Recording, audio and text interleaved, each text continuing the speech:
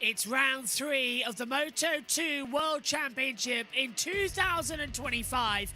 Welcome to the Circuit of the Americas, where light rain has started to fall ahead of this 16-lap Grand Prix.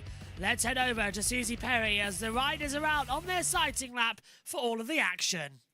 He's good in any conditions, and he showed across this weekend that he's been good in wet conditions, mixed conditions, and he's just got to draw on that experience at this track. Absolutely, but Yeah, because you are so right. He's the best in these conditions. Problem is, when you're really good in these conditions, that normally means you're fast in them. That means risk, and it's a long race. So you have to survive almost this 5-minute window where it's going to be drizzling. I know the race isn't starting just yet, but this drizzle could hang around for another 10 minutes, and then yeah, honestly, these are your worst nightmares. Being a motorcycle racer. Yeah, I mean, as you can see there, the brollies were up with the crowd shielding themselves from this sort of light drizzle, but it's landing, let's say, if you can understand where that is. And they're out there on slicks and having to be really careful on this outlap. Yes, the track will be really slippery right now. This is sort of like the worst conditions because it's super greasy, and when you got new tires and you go out on that, it's actually really hard to scrub them off, yeah, because you got that shiny bit, you know, on the tire, and you got absolutely zero grip. Where there is rubber on track as well, it becomes very, very slippy. I mean, it's just like ice right now. So yeah, very difficult conditions. That drizzle looks like it's not stopping for now, and it could stay until up to about 1 o'clock, so another hour of it. So for the riders now, it's you know, it's choice time. They're gonna have to make their mind up pretty quickly. I know we've got still a bit of time before the start of the race, but you know, they stop you from doing any changes on the bike in not very long. So they're gonna have like now 10-15 minutes to make their mind up and yeah, choose the right setup. So it's a complicated one for Jake. I don't think he's gonna be too worried, but like Neil said, it just, you know, it throws some extra risk there, and it's so easy to, you know, 0 to 0 here in these conditions. It's a very, very fine margin. You don't have to do a lot wrong. Honestly, no. You do not have to do it. A fraction too much brake pressure into one of these niggly little hairpins, the front locks, and you are sliding on the ground before you've even known it. So, yeah, I'm hoping the rain stops straight away, so it just make it much safer for everybody. Does seem to be a consistency about the rain that's coming down at the moment. As you saw on the wide shot there, it looked misty. That's actually light rain that is falling.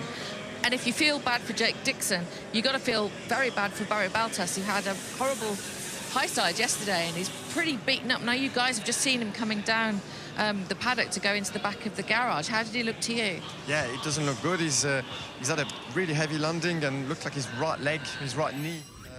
He was looking in a lot of discomfort. So, yeah, he's going to be bruised, Barry. And unfortunately, when you damage a bit your leg like that or the knee, you know, you really feel uncomfortable on the bike. He's quite a tall rider as well, so he's got to sort of like really bend to get on that bike, and that's gonna hamper him. That said, he's from Belgium, so good She's conditions to the rain. for him. It rains every day. Every day, almost. Yep. It's like England. Manu Gonzalez then going from the front of the grid in second, and he's got to be such a strong contender today. He doesn't like these conditions though, but does he? If you think earlier on in the weekend he was way down, yeah, that very first session, I think he was about 28 fastest. That was full wet, I've got to say. In the more mixed conditions, he was inside the top 10. But if you were to choose a rider that is strong, it is Jake in these conditions. But there he is, the Doberman, or as Sylvain thought, I said the Doberman, which is fine. We can go with Doberman. I mean, they're aggressive. Yeah, and they never give up. True. So, and they're really good at riding motorcycles. No, they're not too good at that, but anyway. Thanks for that insight, though, Sylvain. Yeah. Hey, Neil, which tyre would you go with now? You'd have to go with slicks. Do you know what it reminds me of? It reminds me of the race in Japan. Do you remember that one? I can't remember if you were there, actually, for Japan. Remember it rained for the Moto2 race? It was really wet, in fact. And there were 4 riders went out on start of the race on slick tyres, and they finished in the top 4.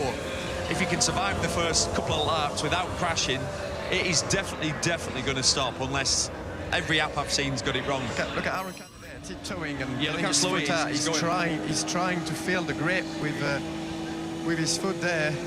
I mean, right now it looks like you'd lose a lot of time if you were on slicks, because it is sort of like that greasy layer is there, and it's not stopping. Also, Yeah, go on. also, Susie, it's a huge footprint, is this track. A little bit like Silverstone. So it's I don't know what the acreage is, but it's massive. And why I'm telling you this is, there could be parts of the track that are completely wet. There could be parts that it's not even raining on. So that's another dynamic you have to deal with. Yeah, it's a long track, this one as well, isn't it? As we look at the tower here at the Circuit of the Americas, let's go to the front row because Nat's talking to Manu Gonzalez. Manu, you've had, I suppose, a bit of a mixed weekend, and we've had a mixed weekend of weather conditions. It's changing again now, that rain coming down a bit heavier. How is that affecting your preparations and all aspects of your race today? Yeah, the conditions change from 1 minute to another, so I think we will have a wet race, for sure, with the wet tires, because the track is also wet in the last sector, so I think for 5 minutes, if it doesn't stop now, we will have a wet race, and yeah, just to adapt to the track and be the fastest possible and finish the race. Thanks, Manu. Thank you. I just heard Manu Gonzalez there talking about it being a wet race. It has now been declared a wet race, and he was talking about the last part of the track being wet. I mean, it clearly now is constant and all over. Yeah. So, and that's back to that, talking about the footprint, the size of this place. The last sector's really wet. So like where we're standing, which isn't that far from the last sector, it's wet, but this would dry in 10 minutes, less than, to be honest. If, and it's obviously in capital letters or brackets, like if it stops. and if the sun comes out, because it's going to need some warmth. Yeah. Because temperatures drop quite a lot. And, you know, obviously there's a lot of cloud cover. So yesterday in the sprint we had glorious sunshine. It was burning, it was blisteringly hot. It's incredible that we've gone back to this weather that we arrived in on Wednesday. But here we are now in these rainy conditions. We've got a wet race for Moto2. Like Sylvain, obviously you've done a lot of 24-hour races, racing in mixed conditions. What would your feeling be now? As in, with these conditions, would you want to go out with slicks? See, for me, it depends where you are on the grid and what you expect from the race. I think if you are a little bit back and you know you're not going to do a fantastic race, you'll be more prone to take a bit of a gamble, a bit of a risk, yeah. And you know, that potentially could pay off, because the championship contenders, they're going to have to go with sort of like the safe choice. I wonder whether David Alonso may well take a risk. I don't know. He qualified very well yesterday on the second row, and we can get the latest from him now. He's with Nat. Well, David, it's great to see you up here on the grid at the top end. Best qualifying so far, but obviously changing conditions. It's just been declared a wet race. I imagine this is going to be a real test of concentration. Yeah, all changed in just a minute, so now try to have a smile and adapt to the conditions, try to understand the grip and be patient. Let's enjoy. Thanks, David. Thank you. You see, David Alonso has just given the perfect grid interview for Neil. It's a nightmare out there in terms of decision. That's his best qualifying today. He's been injured, he's coming back, and then the gods have thrown some rain down on him. Yeah, and he's dealing with it. What can I do? Basically, put a smile on my face, I'm going to enjoy it. Positive mental attitude, get the most out of it. Brilliant, isn't it? It's like a breath of fresh air, isn't it? Not like, oh yeah, I've qualified so well, I'm super nervous now, this is the last thing I need. I've got a great dry setup, I don't know what to do. There were no negativity there. Zonta van der Gerberg has qualified just off the front row in fourth. Dutch, you'd think, you know, he's not going to be that too bothered about a wet race. No, he fancied his chances, and he was looking good yesterday as well. Really, really quick in the dry. So, yeah, Zonta, he'll be used to that kind of like spitting weather, you know. In Assen, they encounter that quite a lot. Who else do you feel, you know, that this is always a leveler when this happens, and the timing of this was pretty exceptional? I'm going to go for your experienced rider with someone like Canet. I'm going to go as a risk taker as a Dennis Onchu. He's back on the fourth row of the grid if he can get a good start. And let's say Mario Adji. We've seen him in mixed conditions really good. He's adapting himself well this year. So, yeah, I'm going to... 3 names you maybe not expecting. And one for luck, because I always like to throw an extra one, is Alexis Prix, who's on the form of his life. Top 10 last time out. Nobody expected it. It's Gav's favourite rider. That's what I'm going to tell you. So, Gav, I know Gav now, he'll be doing a rain dance or a dry dance. He'll be doing one of those little Rueda backflips. Gav he loves a backflip. Oh, he does. He always lands it. always. Tony Arbolino we're looking at here in 7th. Let's have a little chat about Tony. Yeah, Tony, I don't know if he fancies the rain, Tony Arbolino. He's quite good in the rain, isn't he? But he likes full rain, Yeah. as in wet tyres, full wets, which it's starting to look like we're sort of favouring it on that side. I'll tell you what, if it doesn't rain anymore, though, they're going to have to go with the wet tyres. But without the standing water, the tyres are going to get really wrecked round by mid of the race. Yeah. Round here with all the long straights. Do you know what can happen, Susie, is the middle of the tyre can start to fall apart. So, look, it's the longest straight of the year, isn't it? It's 3/4 of a mile long. They can overheat really quickly. Overheat in the when middle. There's not so much water. Yeah. And they can get, they can get really, really used very quickly. It feels like it's stopping the drizzle. I mean, I'm not stood underneath the umbrella because Sylvan's not sharing it with me. But genuinely, it feels like it's You know what they say? lighter. 2's company, 3's a crowd. Yeah. Philip Salach going from the 3rd row. He heads. 5 minutes to the race. Actually, it's 9th. He's just on the 3rd row. What do you think his chances are in these kinds of conditions? Yeah, good also. I mean, on the Bosco School bike as well. And, Salach is... I don't know about Salach because I've really rated him like when he started to do well. What was that, a couple of years ago? Yeah, a couple of years ago. He has gone off, but he's coming back now. He's coming back. It's helping having Jake as a teammate. I was So gonna much say. faster. They're like really good mates. You see him out at 9, so And they that help helps. each other on track, don't they, as well, during the practice sessions? You know, getting lap times and They're that like kind a of proper thing. team, aren't they? Yeah. You know, how a team Like should we operate. should be. Yeah. Like I bet they stand under the same umbrella. Yeah. For example. Okay. Dennis Onchu, you mentioned him there as a bit of a Wild dark card. horse, a wild card. He likes a risk, doesn't he? Yeah. That is not true. So Very brave. Yeah. He's the sort of rider as well, if he does go on slick tyres, he'll commit early, Susie. What does that do? Well, it's risk, but it'll generate heat in those tyres. That's what you have to do. If you, let's say, tippy-toe around too much on the first lap, on slick tyres, the heat drops out of the tyres, and then all of a sudden it is like riding on ice. It's a lottery. That's what I said earlier, though, didn't I? Worst nightmare if you're on pole position. And what would you Yeah. do if you're Joe Roberts in 19 on the grid? Exactly. Slicks, nothing to lose. Got to take a chance, hasn't he, Joe Roberts? It would be amazing if he could pull out a performance here. So the weather has turned. What will this bring for Moto2? Michael Laverty is alongside Gavin Emmett. Bit of head scratching, fellas. Yeah, for the riders as well as us, because we're not quite sure what we're going to get here over the next 16 laps. We're waiting to see when the covers come off their tyres what they've gone with. Surely you've got to go with slick tyres, but they look like wets for Jake Dixon. We're ready to go racing.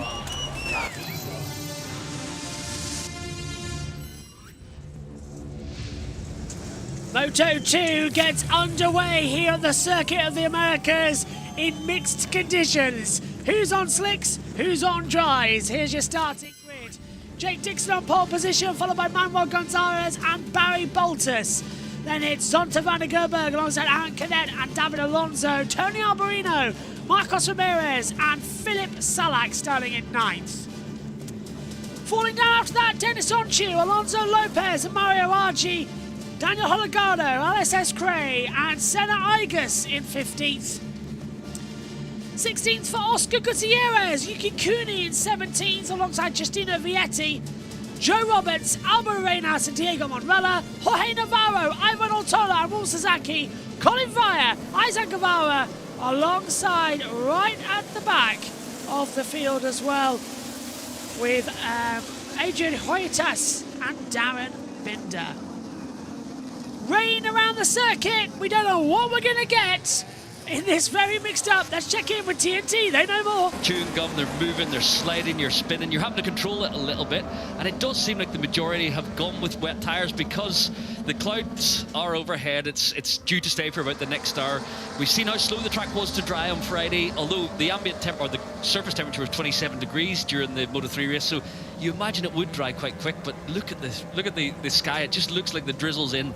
It's true, and I think now, seeing this, when we go out, then wet tyres do look like the option, don't they? But the problem is it's probably going to dry. Yeah. It's not heavy rain. No. It's really light drizzle. It was like a mist, first of all, wasn't it? But judging by that now, looking at the screen there of Manuel Gonzalez's bike, it's not great. And Manuel was the slowest rider in the wet conditions on Friday. Yeah, looked really uncomfortable, awkward on the bike, not fast, not flowing at all. He's going to be nervous now, knowing how strong Jake was in the wet weather conditions on Friday, and the fact that he's been the fastest fastest over the weekend in dry conditions in that Q1 session, but now it's a very different dynamic with these rain tyres, and you can see the marks down the straight. That's good actually, because the centre of these tyres do get hot. They start to wiggle down the high-speed sections of this racetrack. But yeah, I think there's enough wet there to maintain a working temperature for at least the first half of the race. So we're on board with Jake Dixon, pole again, and just like in Japan last year, has a tough decision to make. He's gone with the wet tyres just as he did in Japan. You can see underneath that bridge there, the dry patch, it is definitely wet enough out there for slicks. It's just weather after a couple of laps. The slicks do take over. Is anyone on them? Gonzalez is on slicks. Gonzalez is on slicks. Not sure if he can go with slicks. No, I don't think it's dry enough to make it work. Obviously, someone might take the gamble. It'd be a gamble worth taking when you look. There's not any real standing water around the track, but it's just enough to be off-putting, obviously. A reminder, in Moto2, if you're not aware, they only have one bike. There are no flag-to-flag rules, which I mean, this race won't be stopped, so it won't be flag-to-flag, but you can't come in and switch your bike because you don't have a spare. If you wanted to change tyres, you'd have to come and do a full tyre change, and that's going to take you a minute and a half. Has Manu gone with slicks? He has, just like in Japan last year. This could be huge as regards the championship. Remember, he is the championship leader from Jake Dixon. 45 plays 34. Yeah, but it worked out for him last year. I wonder if that's going to be the same thing here. So stand by for a very interesting 16 laps at the Circuit of the Americas. It is getting wetter out here as well. Light rain is forming. Red flag at the front of the field will be taken away. Jake Dixon on pole position, going for a double. What are we going to get? Gonzalez and Boltus. And Gonzalez, the last one to arrive at the circuit. Here we go. Ready and oh, hang on, we got a problem further back in the field. Is that Senna Igus? Yeah, Igus wasn't in position. Now he is. Green flag at the back. Everyone on wet tyres, but Manuel Gonzalez. We are ready and we are steady for the Moto2 America's Grand Prix. Red lights, activate. Lights out, we're racing. Big wheelie from Gonzalez. Dixon comes across on the way down towards turn number 1. Uphill we go. Barry Bolter's coming on the inside line as well. And who's going to get first? Dixon turns in. There's a few of them being a bit cautious. They all get through. What about downhill? In towards the second corner. This is the big bit. You don't want to lose out here. The bike twitch from underneath you. No, all is well at the start, which is great news as they swing back through. Everyone being a bit treacherous, but Dixon leads. Boltus up to second upper place. Tony Alberino up 4 places, as you can see on your monitor now. Alonso Lopez, Aaron Canet, Zonta van der Gerberg, and the conditions are unbelievable. Now, where is Gonzalez? Gonzalez is down. Yeah, I thought so. Gonzalez started on slicks, had the wheelie away, and Gonzalez is now down to 23rd position. He's dropped 21 places, but it's a marathon, not a sprint in this race. Dixon still leads as he comes into the braking zone now for turn 11. The 44 of Aaron Canet can't get the bike, struggling to stop, but he's managed to make it. Mixed conditions and visible lines now of dampness approaching on the circuit. It's just light rain at the moment. Now it's getting heavier on the way down towards turn number 12. Well, no one's gone down. This is the second big opportunity on the brakes down towards turn 12. Everyone going to make it through? Looks like it. They've all now just going to be calm. Gonzalez is running with the field, but he's quite far back. He's not doing too badly in these mixed conditions. No, never mind. He's now so far back with everybody else. I think Senna Igus, Manuel Gonzalez, Diego Monrella, and Philip Salak have taken slick tyres. Alongside Joe Roberts, they must have taken slicks. They're 7 seconds a lap slower. So everyone at the bottom is on slicks. That's Senna Igus, Manuel Gonzalez, Diego Monrella, Philip Salak, Albert Arenas, Joe Roberts. They are on slick tyres. Everybody else is on wet tyres. And they're going to be praying that this rain either stops or gets worse. Alonso Lopez on the inside line of Barry Boltus takes second. The rain really is falling out now as we come across the line. There's Lopez. making his way up into P2 on the 21. Baltus drops down into the third, and Alberino coming into the mix as well into that first corner. Good opening lap then here of a very wet Moto2 race. I've tried to provide, to answer your question, Lou, I try and provide it, but we don't get the time information in Moto2 and Moto3 like we do in MotoGP when it's on our timing monitor. We have to get it from the Michelin runners. Here we go. Thank you, Simon Patterson, for sending me the message as well. Right, here we go. A couple of riders are on slick tyres as well. Yeah, everybody who's at the back of the field are on slicks. I thought they would be to come through. So who's on the rain tyre? Who's on slicks? Yeah, everybody who started on the slick tyres has gone to the back. Salak, Igus, Roberts, Arenas, Monrella, they are on slicks. So there's your 5 riders on slick tyres. As the action just starts to rumble, it's lap 2. And I don't know if the rain's getting worse. The back stretch certainly is now looking very, very wet. And there's a visible line approaching from Dixon with the spray. Wouldn't be too surprised, you know, if it does get this little bit heavier with the fog that's sort of coming over the circuit, if we might have a stoppage to this race. I know it's not that extreme in terms of all the entire track is flooded, but you've got the mist in the air and then you've got the spray. It's just a combination of factors that you just hope burns off quite quickly. Air temperature 22 degrees Celsius, track temperature 25 degrees Celsius, 6 km/h wind speed blowing in from the northwest, 87% chance of rain still remaining in this race alone. Dixon leads 1.2 seconds. It's a repeat of Argentina. Not looking good. So they come back through again into the last corner. Racing now continuing. Oh, hang on. Marcos Ramirez dropped down, so does Isaac Gray and Salak. They've all dropped a couple of positions over the line. Let's check in then with TNT. In the air, and it's created this greasy surface. Jake Dixon 7/10ths quicker than Alonso Lopez. Look at Alberino on Baltus. And so he's extended his lead now up to 1.4 seconds as Tony Arbolino comes through into 3rd place as he gets to grips with these treacherous conditions at the Circuit of the Americas. Yeah, it's funny when you get light rainfall, sometimes it can be greasier, more slick than whenever you get a heavy rain shower. Jake was lapping in the 2:19 range in free practice 1 when it was quite similar, maybe a little bit more rainfall overnight, and then in the afternoon on a dry line he was into the 18s. So yeah, there's margin out there. Jake 2:21 last time around, fastest on track, and he's got a 1.5 second lead at the moment. So Jake Dixon did a 2:21. Senna Aegis is the fastest of the riders on slicks, done a 2:44. Senna is 45 seconds now behind Jake Dixon. However much you make up, it's going to have to change quickly. You're not going to find 20 seconds. No. You're not going to find 20 seconds. You know, there'll be a point where the wet tyres, even if it does start to drive ever so slightly, will go backwards.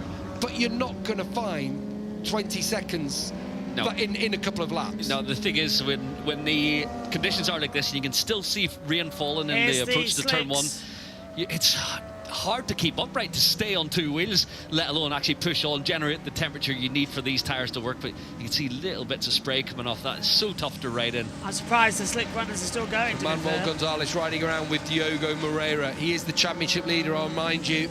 Look, this isn't going to decide the outcome of the championship right here, right now. He didn't feel great on wet tyres, and I think that's a good acknowledgement from you, Michael, that even if he was on the wet, he could still have been at the back. So why not take that gamble?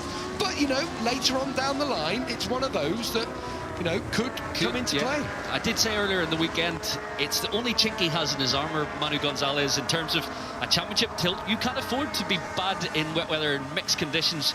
Obviously, it paid off for him in Japan last year, running the slick tyres and making them work, but he needs to find a way in wet weather conditions with the treaded tyres on board to make it work, to be able to match these guys. I swear I get nervous by Jake Dixon's pace here as he comes across the line. He is just the fastest lap of the race so far, 2:21.0. There's only 2 riders within a second of Jake Dixon's time. That's worrying. I just mean it because when someone is running a pace that no one else is even near, you just worry whether that pace is a bit too quick for the track. But as it stands, he is leading. He's had some bad luck here over the years at the Circuit of the Americas, Jake. But at the moment, things are working out for him. Still a long way to go. Up the hill. Oh, yeah, down in the hill as well. The rain is falling at quite a rate now. It's still light, but Dixon having a moment on the opening lap at the top of the hill. That was in the first lap of these conditions, and they've just got to start staying strong. I know it's a weird thing to say, but that's all you can do in these conditions. Just grip and hold on for dear life as the racing continues here. Yeah, it's getting misty. It's just misty. It's raceable, but Dixon leads by 2.2 seconds to Lopez. Albarino's on the back of Lopez. That's a close battle. On tune, battling with Hologado, and is that V? Who is that? Daniel Hologado battling with Zonta van der Gerberg and Justina Vietti, then Altola, Mario Aggi as well. The three-letter initials just taking a bit of time to get used to up here. We're used to having the full names available to us as well, but it is changing. Mario Aggi and Zonta van der Gerberg are changing places as well. David Alonso passing Yuki Kuni over 17th.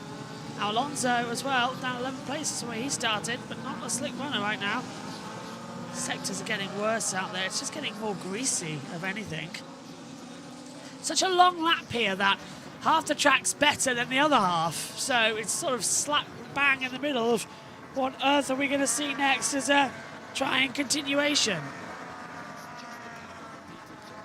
Still, 13 laps to go here at Coda. Lap 4, about to come lap 5. Yeah, we're all just gearing up. Let's see what's going to happen next, to be fair. I'm entertained. Are you entertained? 9 times out of 10, it's going to be fascinating. As the action will continue on. Dixon leading. Qatar in 2 weeks. It's going to be even more fun as well to see what's going to happen next.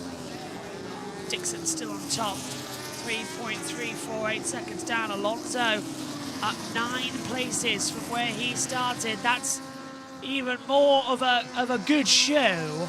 Good showing. That's off a second. And still holding back for Alonso. Oh, hello, what's this? This is where I'm surprised at Joe Roberts' decision.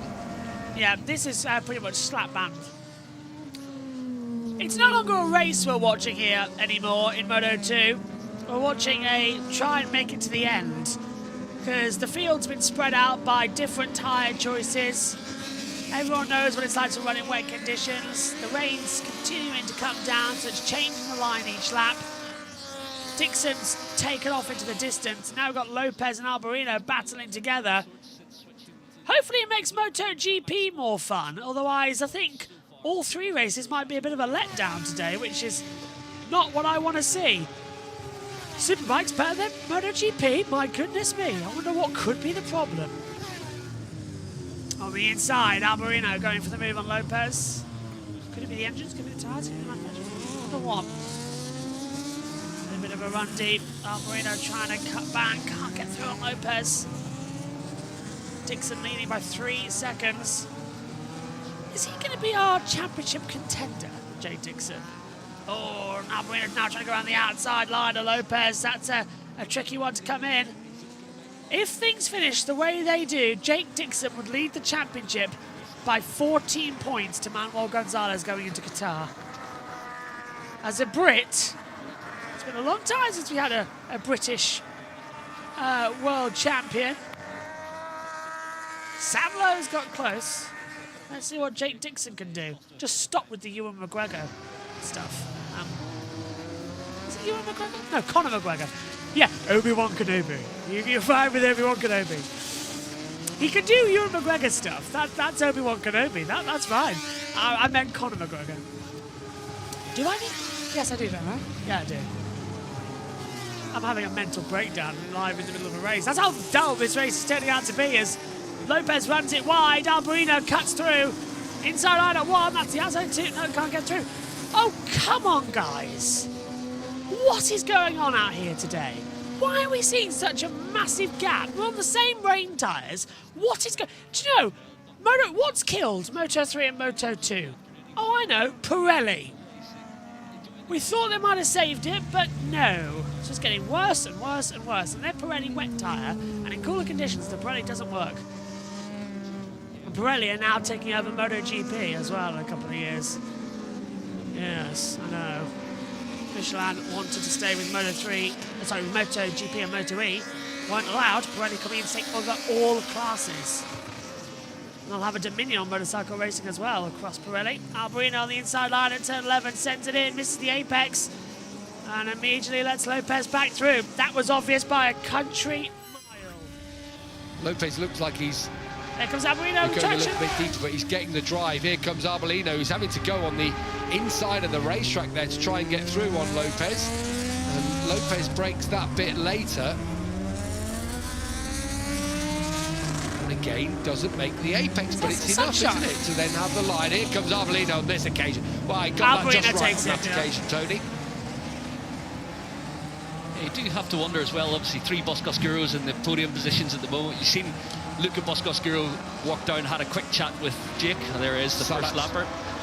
So the first rider to be lapped is Felix Salach. Yeah. We'll know that his goose is cooked back there. Still, Aegis, Gonzalez, Moreira, 22nd, 23rd, 24th. 2 minutes 42 their lap times. Jake, 2 minute 21.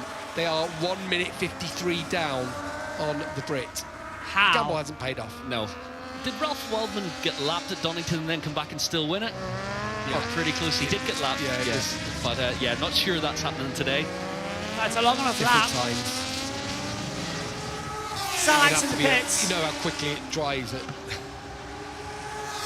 I'm trying to remember which way round it was. Yeah, and it was only a 1 minute 30 odd second lap then on a 250, whereas now you're dealing with a 2 minutes 20 second lap in wet weather conditions here for Moto2, so it's a long way to get lapped here.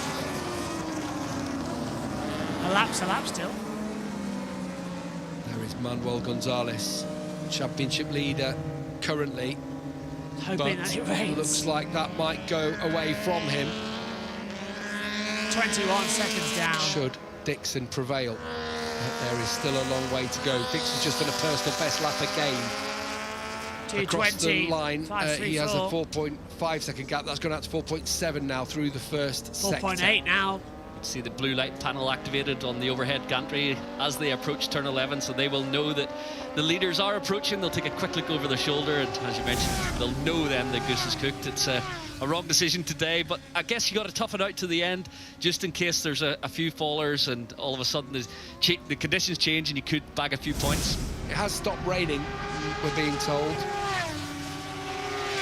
but still there's actually a little bit of spray from the rear of Jake's tyre. You can see down there towards turn 12. Yeah, the bikes are quite stable still with the wet weather tyres down the straight, which obviously is thanks to the amount of rainfall in that area of the racetrack, because the centre gets hot. Is Philip Salach changing helmets. I think he's perhaps going to put some wet weather tyres in and go out and do a few laps. Yeah, why not? You know, why not? He clearly realises it's a dry line forming, isn't there now? It's starting to form out on the racetrack, but it's just too little too late, and this is where Dixon's going to have to start using his head. Drier line, I'm not going to say dry line, no, but definitely a drier line where he's going to have to start, because he's just lost 0.3 of a second to Arbolino in that last sector. Just starts thinking about it. As he entered turn 18 on the dry line, you can see the bike walks a lot more when the tyres get a little bit hotter, and it's only dry for 5-6 corners in a row, but yeah, you're 10 laps to go still. It's a long way to the flag here, but I think the other half of the track is wet enough that it'll bring the tyre temperature down a little bit, and they will stay in under him as Jake goes faster once again. 2:23.96. Tony Arbolino, a tenth slower than him on that last lap. You just got to keep your wits about you. We're not even at half race distance here, and there's going to be a point where you're going to start looking for the damper areas of racetrack. He's coming up towards the back of Diogo Moreira, which means he's near Manuel Gonzalez here. Blue panel being waved for the likes of Moreira. It's difficult now. Yeah. Obviously, they're travelling at a very different speed. You've got to be really careful through here. This is where they have had the blue flags, the blue lights being waved. They've done well, actually, I have to say. Both Gonzalez and Senna just did make way quite well for Dixon there, but he has lapped the championship leader. Yeah, he caught them at the wrong place there when you're going through the flip-flops, whereas, oh, actually, we see Arbolino's just catching them too. So it did cost Jake a little bit of time as he threaded his way through those three. 4.3 the gap at the moment, yeah. Yeah, the gap's dropped to 3.9 seconds, right. but Tony himself would have had his own challenges to get through. There you can see Philip Salat just gone onto the wet tyres, and in doing so, he'll rejoin at the back of the field. Yeah, a long way back. It takes a long time, doesn't it, to change a set of tyres on a bike not prepped for it. Yeah, they're not built for fast wheel changes, these Moto2 bikes. Even the front fender is quite complicated around the wheel, and yeah, it'll take the team a little bit of time to get them ready. Yeah, you see, it is drier in certain areas, isn't it? Particularly through 12. This is Dixon coming through. Oh, and he had to just be careful through there, didn't he? Yeah, actually, it wasn't as clean as I thought. Jake getting frustrated with the wave of the hand, but obviously they're on slicks and it's difficult for them to move the bike about and as confidently as they want to. Obviously, you can't do so with wet weather tyres on. Yeah, frustration there. The gap came to 3.9. It's gone back out to 4.5 seconds. So Arbolino must have had a similar kind of job trying to get through the lap riders. Jake's looking good there, just floating around the triple right-hander, but he will get the signal on his board that Tony Arbolino is coming, and that's why he looks more hurried. Jake wants to win this today. He looks like he's pushing on in this lap just because he knows getting held up ever so slightly, it cost him over half a second there. We've seen that, but he has responded immediately. Little twitch across the line, actually, when Jake applied the power, and actually a new fastest lap of the race, and it's from Tony Arbolino in second place. 400ths quicker than Dixon on that last lap. We are at the halfway point, so yeah, at the moment he can afford to up the ante a little bit, use the tyres a bit more, and hope he's got a nice buffer for the last couple of laps. Just have to really keep your wits about you now. Alonso Lopez comfortably in third. He's got nearly 5 seconds back to Cele Vietti, who's made his way through well. Vietti up into 4th spot. Barry Baltus is 5th, Aaron Canet is 6th, and then Danny Olgado, the rookie, who again on Friday afternoon was 4th quickest in similar conditions. Olgado acquitted himself well. Yeah, likewise even Ortola, he's in 8th, having his best Moto2 outing so far in his rookie campaign. And Mario Aggi, Neil did mention him, good in these conditions. He's in there in 9th, and he's in touch with Ortola and Olgado as well. So yeah, Mario Aggi hopefully on for a top 10 scoring position today. At the back, Guevara is 10th, then Denis Unchu, Oscar Gutierrez, who's in as a stand-in again this weekend for Sergio Garcia, who won here a year ago. He's 12th. Zonta van der Gerberg's dropped to 13th. Colin Fire could pick up his first points, perhaps today. He's in 14th with Marcos Ramirez in 15th. David Alonso has dropped out of the point-scoring positions, and he's down in 16th place. There's going to be a few nervous MotoGP riders sat in their cabins now watching this, thinking, that back straight's too wet to ride a 300 brake horsepower bike with slick tyres down. And then it suddenly dries up here, doesn't it? In this sector of racetrack, through 12, there's definitely a dry line. Or has it started raining again? Oh, is it really? Dark at this part of the racetrack, doesn't it? It's very dark. Yeah, it's gloomy out there. You can see the amount of spray coming off the slick tyre of Joe Roberts, and yeah, you just have to be a little bit careful as you crest the hill there. But that's a turn 11. That's about 8 miles away, isn't it? At least. It's vast here in Texas, as you come to expect. And then in this part of the racetrack, definitely. Look, Diogo Moreira's just, in fact, Albert Arenas on the slicks has just done a 2 minutes 35. It's not, you know, setting the world alight, but that is 10 seconds quicker than they were at the start of the race. Yeah, you can see here, Track's getting front straight, braking zone. Yeah, slicks are okay at this part, but yeah, the second half of the lap, it's, well, actually the last part of the lap as you go back into the complex area is dry, a full dry line, but the furthest part away from us is way too wet for slicks at the moment. Dixon's just done a 2:19 now, 2:19.8, but Faster Tony lap Arbolino for followed him, Arbolino. 6,000s between them, a new fastest lap of the race for Tony.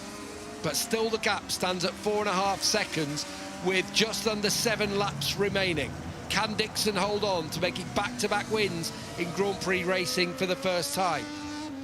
The first shots I've seen of Jake on this Bosco Oscuro chassis in Argentina in these type of conditions, I thought he's got such a feeling for both the bike and tyres. He can play with the limits, he can have it spinning. I don't want to tempt fate, but he looks faster than you'd want his first team in the pit box will be watching him thinking, don't push on too hard, don't push on, but he wants to win it today, and he can see that Tony Arbolino is there and keeping him honest at the moment. Right, just to explain to Tal's point, 5 riders are on a different tyre compound, and that is Diego Monrella, Senna Igas, Alvarenas, and Manuel Gonzalez and Joe Roberts. They are all on dries. Philip Salak has come in from dries and put on a set of wet tyres, as ambient temperature now still at 22 degrees Celsius, but there's a lot of mist down at turn 11 where that rain has been coming in at the moment, so we're still not 100% sure what we're going to see, but we'll tell you at the present moment if it does change. As things stand though,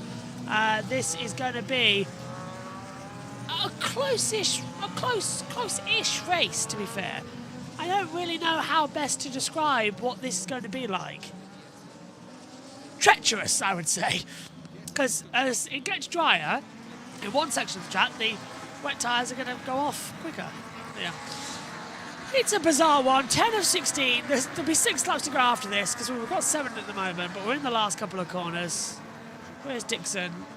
He's just started 6 to go now. And he's done a 2:19.532, new fastest lap, and he's 4.5 seconds clear to Tony Arbolino. He's on course, Dixon, to do a back-to-back, and I swear to God, if he does that dance, I think Simon Patterson might go and have a go at him. I'll be there too. The huge American flag is a bit lackluster at the moment with the rain on it, getting it a bit damp as they come over the line. Lap 11. There is Canet in 6th place as things stand. It's just been I don't know. Nothing has happened in this race. Dixon's going to take the lead of the championship by quite a margin, but other than that, I don't know, it's been a bit... Ugh. Simplest way to describe it. Ugh. There hasn't been enough traction, there hasn't been enough oomph to say, yeah, this is better, this is action-packed, this is going to be more like it. As you now see, they all close in together. There's the 4 coming in. Slowly, slowly on the traction. As the action will hopefully ramp up. The quicker the track gets, the quicker they'll all be put down together. Barry Boltus and Canet still side by side with each other. Then we've got a battle between Ortola. This is what we're seeing right now with Ortola, Mario Aggi and Guevara on the inside line now. Finally making an overtake. Guevara on the inside line at turn 11 and making the move stick for 8th position. Okay, not bad. Ortola's in there too. A few more laps in this. 8 and Aggi, the Indonesian, on the 64. Lap 11 of 16. Someone who might be having a wry smile at the moment would be Jack Miller with the MotoGP race coming up. Yeah. Been so good at these conditions over the weekend. Well, he was the one who sounded the charge, didn't he, on Friday afternoon, because we talk about Moto2 practice, and that's where it's similar conditions. When they went out in MotoGP, it wasn't ready for slicks, and in the middle of that session, Jack Miller put in the tyres, didn't he, and went out and did superbly. And at the time I remember saying sometimes you do question the wisdom in it, but today it's a day that it will pay off. He's got a feeling, a setting for these type of conditions, although it's a long way until the race actually starts now for MotoGP. I think Tony Arbolino's had a moment on that last lap. He was a second slower back, yeah, than Dixon. Dixon needs telling here now that he has got a 5.5 second lead, because with 5 to go, laps remaining, just under, he can afford to just cool it down. Yeah, he can give away a second a lap, but the problem is, as a rider, if you start getting the signal that to slow down and you lose a little bit of focus, it's not the best way. I think for the moment, Jake just has to continue to ride as he's riding it until maybe the last 2 laps. He has been little twitch there, another little rear. twitch, yeah, and he's been so much quicker than everyone in this race. Closest to him on that last lap was Alonso Lopez, who was 7/10 slower than him. The gap's now up to 6 seconds. Arbolino has decided to take second. He's still pushing on here. It's he's obviously getting the feedback from both tyres and machine, but it just will be making Lucio Nicastro. Lucio looked nervous before the start of the race, and he's going to be. He wasn't giving much away to Nat, was he? Definitely not. Keeping his cards close to his chest when he spoke to her before the start of this race. I do think, you know, Jake has approached it differently. We know he's a boisterous character, he's a loud character, but some of even the comments to Natalie, it's almost like he's understood perhaps the things that he might have done wrong in the past. Yeah, and even post win in Argentina, the comments he made to us about trying the rear brake on the handlebar for the first time, working at it, adapting himself even at this stage in his career, and he looks, well, definitely, without a doubt, he's the best Jake Dixon we've ever seen. He looks just so composed, so controlled, even how he talks in his interviews. It's a different Jake Dixon this year, and it's, yeah, a pleasure to witness. Canet has closed in rapidly on his teammate Barry Baltus now. So, while the track dries, Canet started to feel it a bit more. On the slick tyres, Joe Roberts is the fastest of them, 2:26 now. So they are getting quicker, but it's going to be too little, too late for those slick shod runners. Canet's going to pick off his teammate here, setting it up for, no, not this time, into turn 19. This is where the bigger riders actually suffer. Their tyres are overheating. You can see that they're beginning to weave down the back straight. That means the temperature's up, the treads themselves with that little moment for Aaron Canet. Baltus tucks back in behind his teammate. So these tyres are starting to feel it now. 4 laps remaining. Just under for Jake Dixon, who's into the snaking section already. Meanwhile, Aaron Canet has held on to that 5th spot ahead of his teammate despite a slip out of the final corner. You can see the dry line down through the hill. Who are the riders who are going to be liking this in MotoGP? Jack Miller's one of them, but the other one without that is Marc Marquez. Yeah, Marc will enjoy it. Miguel Oliveira will be sat at home wanting to be out there. Moment for Barry Baltus. But yeah, I think we've seen Quartararo perform really well in these type of conditions at Le Mans, and I remember in Indonesia. So yeah, you could see a little bit of a mixed up.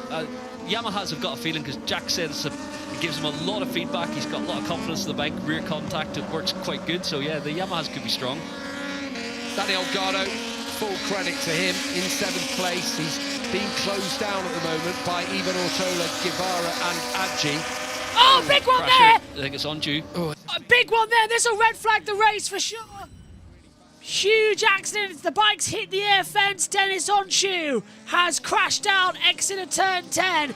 He skids off the bike. The bike gets into the gravel barrel traps and whacks into the air fence. This will surely be a red flag, because that air fence is damaged. 4 to go. That'll be the end of the race then. Dixon would win it, because we're past 2/3 race distance.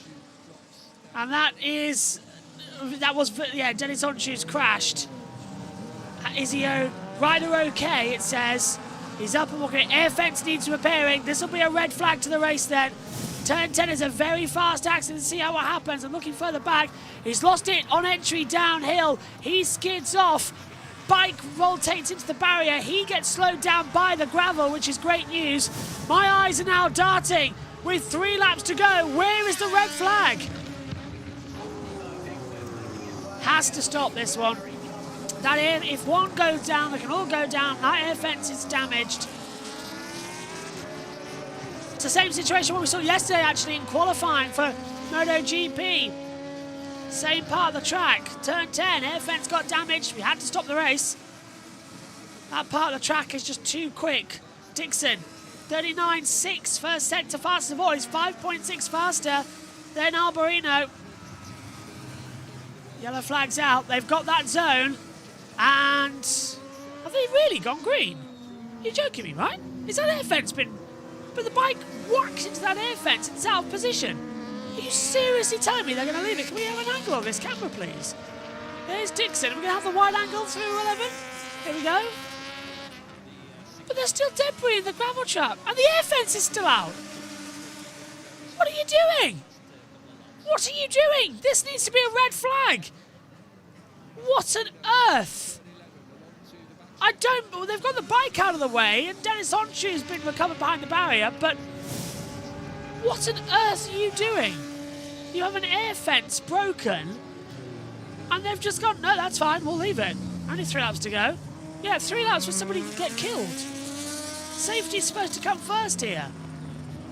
Especially in motorcycle racing. And this is Formula 1, the race had already stopped. And it's much, much more dangerous in motorcycle racing. I am fed up with their safety. We need a new race director. We've got a new steward. That's helping things. We need a new race director. Let's see what Simon Patterson's saying, if he's going to... Oh, no, he's in commentary, isn't he? No sign of... Well, it's not going to come out now unless somebody else goes in there. If somebody else goes in at turn 10 and gets injured, they've got a right to sue.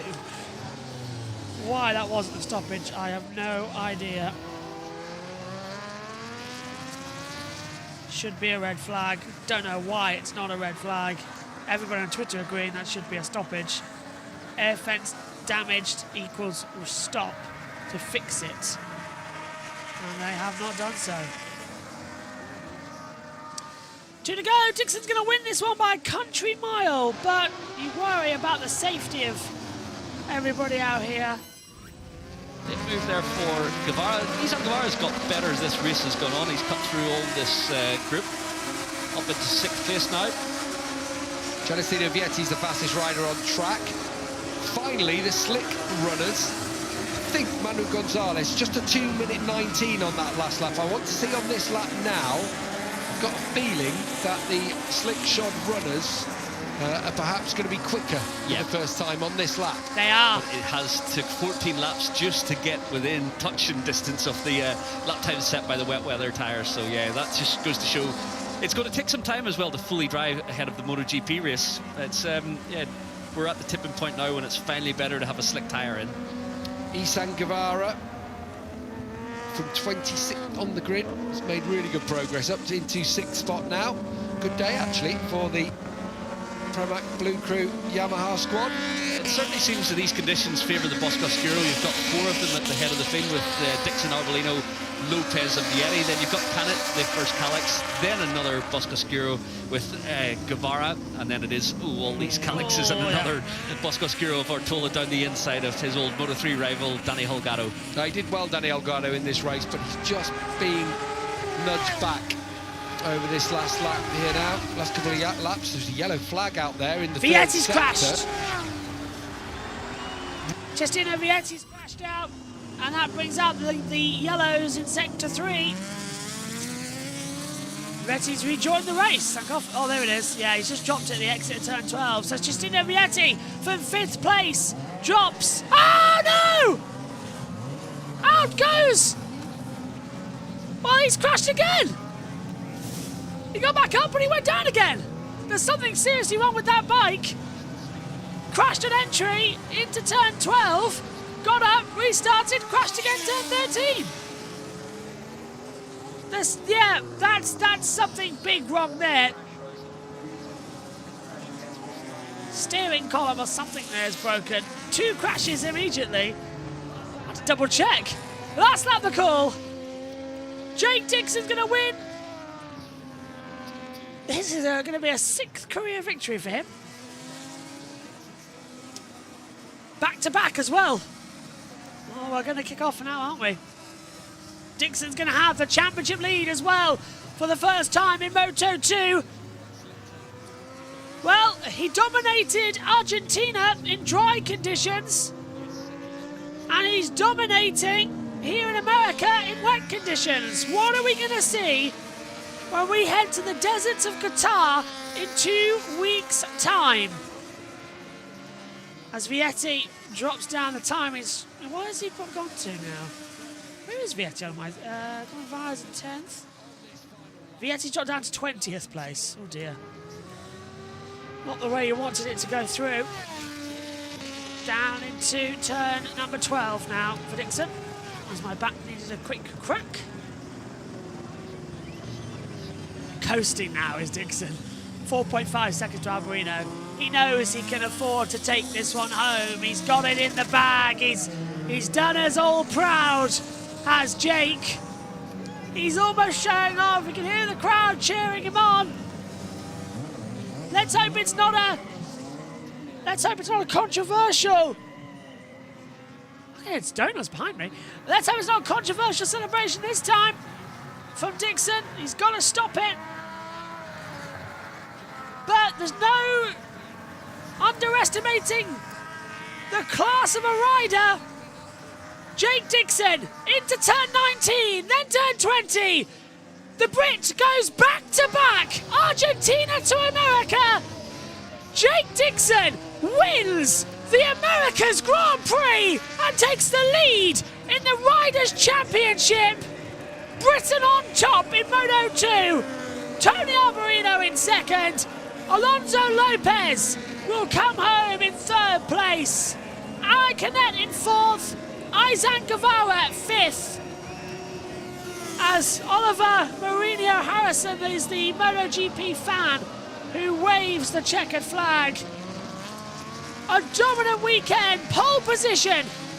Lights out to checkered flag for Jake Dixon.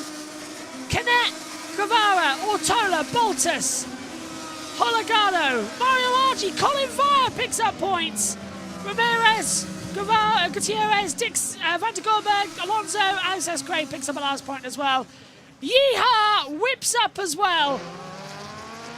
An American celebration for Jake Dixon this time around. And across the line, outside the points. Adrian Huertas up 11 places, great race for him. Yuki Kuni, Jorge Navarro, Sasaki, Vietti, more, and then comes Diego Monrella, Manuel Gonzalez, losing the championship lead, no points here. Senna Igas as well there. The Union flag goes out. We've got a yellow flag, 6-1 now. Dixon wins here in America. Next up, it's MotoGP.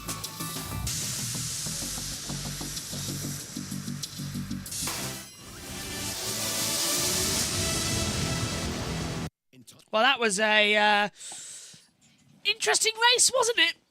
I don't know how to read that one personally. I think it was tricky for the riders. Let's not underestimate that. That was a tricky race for them all to do. But in terms of action, there was none. Absolutely no action. That was one of those days where you just have to go, yeah, okay, and just accept it, because it was too dry for wets and too wet for dries. What does that make sense? Yeah, it was too dry for wets and it was too wet for dries, is what I'm trying to say on that matter. But yeah, it just was an absolute nightmare. There's no intermediate. An intermediate tyre would have probably been the best option in that situation. Sadly, there isn't one. We used to have a slick intermediate tyre. That could have come in handy. But yeah, it's just the way, unfortunately, the cookie crumbles sometimes.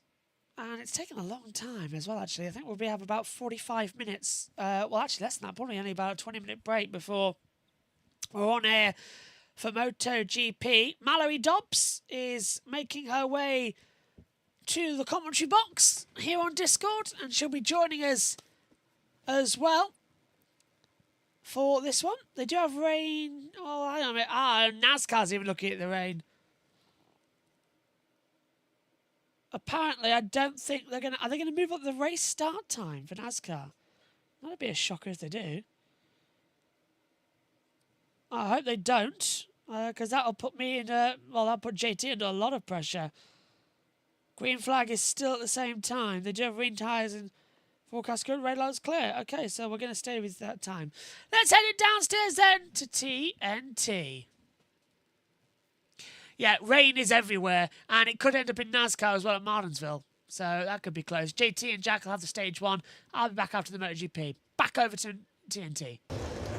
Welcome back to Texas. If you are just joining us, Jake Dixon has just taken victory in the Moto2 Grand Prix of the Americas, delivering in the drizzle. Superb in every single session that he's been in this weekend. He topped all of them, and he brought it home safely for the race. Yeah, a few celebrations, dancing in the drizzle here. And he has lassoed the winner's trophy at the Circuit of the Americas here. Down in Parc Ferme, Alonso Lopez had a couple of worrying moments during that race, but he can celebrate. Meanwhile, Manuel Gonzalez, he went with the slick tyres, the championship leader. He won in similar conditions in Japan, But this track did not dry like Motegi last year, and that means he scored 0 points. Even though he got the fastest lap of the race right at the end, he finished over a lap behind. Jake Dixon takes over the lead in the championship, Michael, by 13 points now from Aaron Canet. Yeah, 14 over the man who led the championship coming into proceedings today, Manu Gonzalez. Strong weekend at the office for Jake Dixon. Obviously, you can see the frustration on Manuel Gonzalez's face. But you got to say, Aaron Canet going about his business, 4th today, keeps himself in the championship fight. But yeah, what a day for Jake Dixon. You can see what it means to him. I think there'll be a few tears. You know, those are draining wins, Michael, in those kinds of conditions, aren't they? Because every single moment, everything, you're listening to your bike, everything, you're listening for any kind of warning. And you could see the way he focused, the way he pushed right to the flag. I think he only finally settled as he entered the last corner and set up for his wheelie. He just kept in the zone throughout. Took a few risks early on to actually get a comfortable gap, but then didn't relax. And yeah, as you mentioned, it is so mentally taxing because you've been riding on eggshells for 16 laps and bikes floating about. You can see the marking there on the rear tyre of Alonso Lopez that have been skating around those last few laps. First time that Jake's won back-to-back races in Grand Prix. First time he's taken back-to-back wins since British Superbikes, Alton Park, back in 2018. Thanks to our British Superbike commentator Steve Day for that one, who's got in touch with me. We'll have, of course, British Superbike Championship on TNT Sports later on this year, starting in May. Yeah, Jake actually winning, I think that Alton Park victory he's mentioning may have have been in similar conditions on a drying line as well. A rueful Roberts down there. Joe frustrated. He went with the slick tyres. He was second quickest in the wet conditions on Friday morning. Yeah, you got to say it was a gamble that maybe wasn't worth taking for Joe Roberts today. He should have went with the majority at home, trying to come out the victor, but it was the wrong choice, clearly.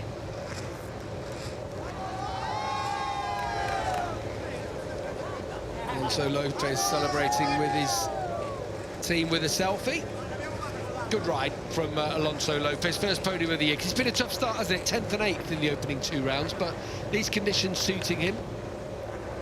Looks like he's about to speak to Jack Appleyard down there after his first podium of the year. Alonso, congratulations, a great ride in difficult conditions. First podium of the year. How nice is it to finally get started? Yeah, it was incredible, to be honest, because I didn't feel quite good, but with these kind of conditions, it was more easy for me to be on the top. But Jake and Tony ride in an amazing way. I can't follow them, but I am quite happy with this 3rd position. And I think that I need to start working in a little bit different way because it's difficult for me on dry conditions, but I'm sure that I will be there soon. Great ride, well done. Thank you. Magnanimous in his defeat. I would say defeat, but great podium in 3rd. But as he says, it sounds like there is work to be done. Yeah, missing a little something inside the speed-up garage. The bike that has been developed by this team and team owner, and it's actually won the championship in Ayagura's hands, now leading the championship in Jake Dixon's hands. Alonso Lopez once more, and he will get there. He's a quality rider. Concentration fixed on his eyes there. Really hard, those kinds of races. They're extra long as well, especially on a long circuit like this here in the USA. Let's hear from Tony Arbolino. He's a specialist in these conditions. He's delivered the goods today. Tony, congratulations, back onto the podium. I think it's safe to say that you love Austin. Victory here before, and now 2nd place with the new team. I mean, yeah. I'm happy about the 2nd place. I mean, when I have the win in front of me, I feel like I want to reach it always, but yeah, Dixon today was super fast, I have to say. So congrats to the team. And I want to thank all my team, all my people. Believe from the test, we believe a lot to the work, and we keep growing every time, so yeah. I need to enjoy this podium now. Congratulations.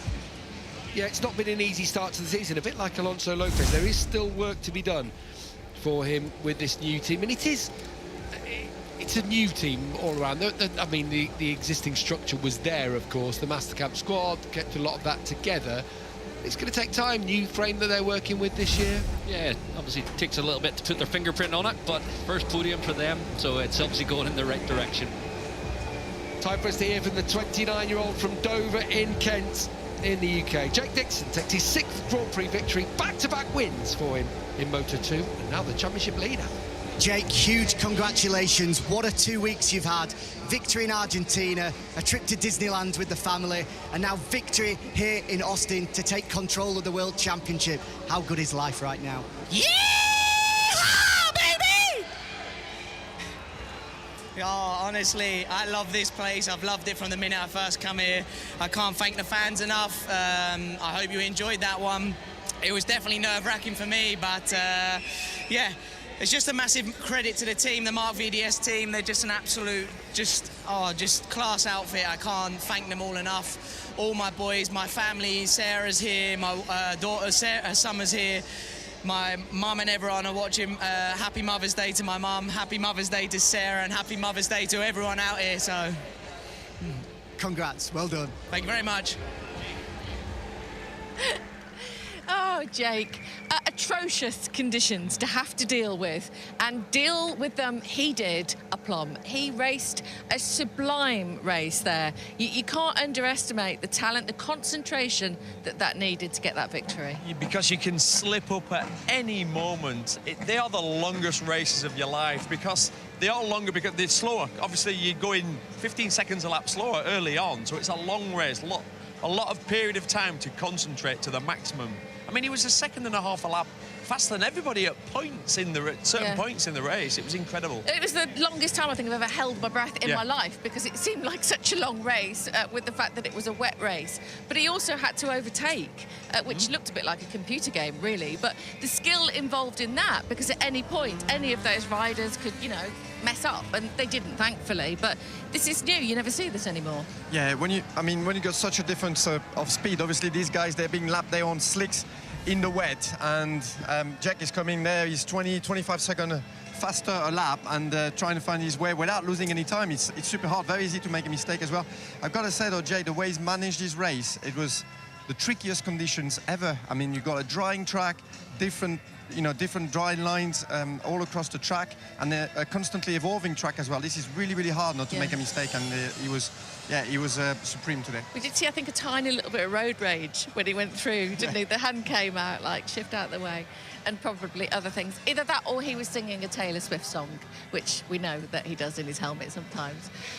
But, yeah, tremendous. I mean, what does this mean to you, having won in the dry in Argentina and looked strong? It's huge. It's huge. It's funny. Me and Steve Day were talking, and I'm like, I just wish he was 24 years old. I do, because I'm just gutted he's 29, because we know this paddock is so ageist. You know, I'm saying that because that form, the last two performances, the way he conducts himself, he's a MotoGP rider all over. He's such a talent, but because of the ageist nature of the MotoGP class, not many people get an opportunity at 30. Well, if he can win the World Championship, that would surely give him a best opportunity if something came up. Yeah, and I think with Jake, since the start of the season, I can see a different demeanor. I think it's like even his body language is different. He's got more confidence. It's like he's come on this winter, and he's finally inside. I know he was saying it before, but inside you can tell that he's got the belief that he can do it. And I think that was the final piece of the puzzle for him. He needed that, inside belief to put everything together, and it's happening. I mean, it's well deserved. He's been fighting to get to that stage, and now everything is there. The bike is suits him as well, the Boscoscuro, the team. So yeah, you just have to enjoy now. Yeah, I will enjoy the podium where you can hear and see them going up there. Tony Obolino, we expected, maybe Alonso Lopez not so much. It was a terrific ride from him, Gav. Yeah, it was. Of course, everyone up there on the podium fully deserving of their trophies today and their celebrations with the Prosecco up there. First of all, the Constructors' Trophy will be handed out to the Mark VDS team and Lucio Nicastro, Jake's crew chief. holds aloft the trophy for that squad. Back-to-back wins for them. Steve Bradley down there as well. Oh, look, who's that? Jet Lawrence, who's handing out the trophies. Jake will have been, well, he won't be watching because he's injured at the moment, but he was out at Supercross in the interim in between races.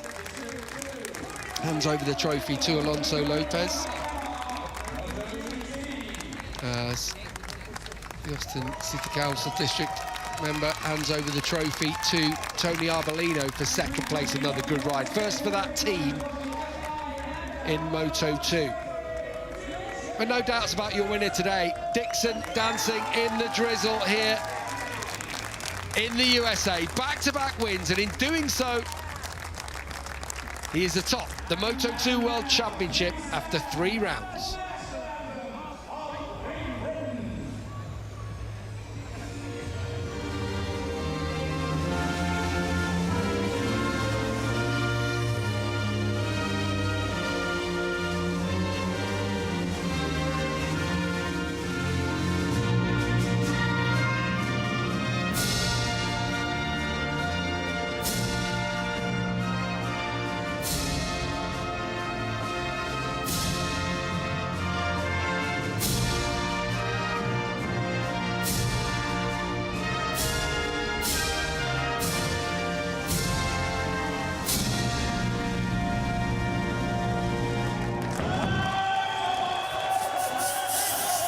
Here they go.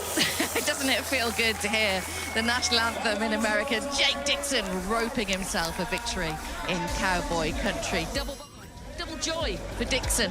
Consecutive victories, Argentina and Texas. And what are we going to see when we go to the deserts of Kota? Next up, it is MotoGP, and Mallory Dobbs joins the commentary team. We're getting set then.